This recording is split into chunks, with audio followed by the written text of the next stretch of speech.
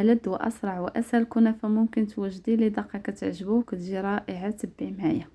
غنحتاجو 400 غرام ديال الكنافة اللي طحنتها في الهاشوار، كاس لاروب ديال الزبدة اللي مخلطة مع الزيت. الزبدة تكون من نوعية جيدة ولكن الزبدة غالبة على الزيت. صافي غنلبس مزيان هذيك الكنافة بالزبدة والزيت وغنديرها في المول. انا اختاريت هاد المول الدائري، نتوما ديروا اي مول بغيتو. درت هنا اكثر من النص وغنحاول نقاد هذيك الكنافة في المول ونطلع مع الجوانب ونضغط بالكاس كما كتشوفوا. صافي هنايا من بعد ما ضغطت عليها مزيان غنخليها على جنب وغندوز باش نوجد الكريمه غنحتاجو 2 كيسان ديال الحليب، 2 ساشي ديال الفاني، و2 معالق ديال السنيده، و2 معالق ديال المايزينا اللي هي نشا. غنخلطهم مزيان وغنديرهم على البوطه على نار مهيله مع التحريك المستمر حتى كتعقد ليا الكريمه ديالي.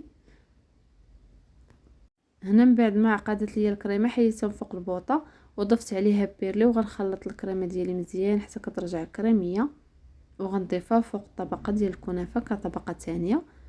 غنحاول نقادها مزيان، غنفعل الجوانب نعمرهم ونقادها مزيان باش تجينا متساويه، وغنضيف الطبقه الاخيره ديال الكنافه حتى هي نوزعها مزيان باش كتجينا متساويه.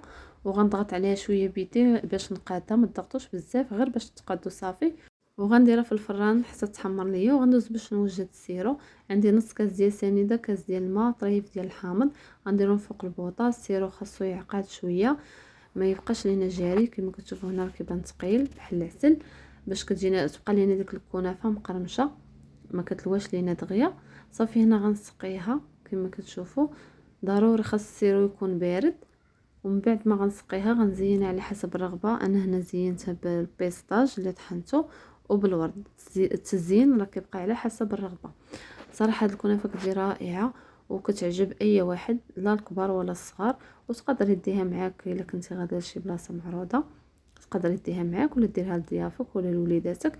نتمنى تعجبك الوصفه وما تنسيش لايك وبارطاج.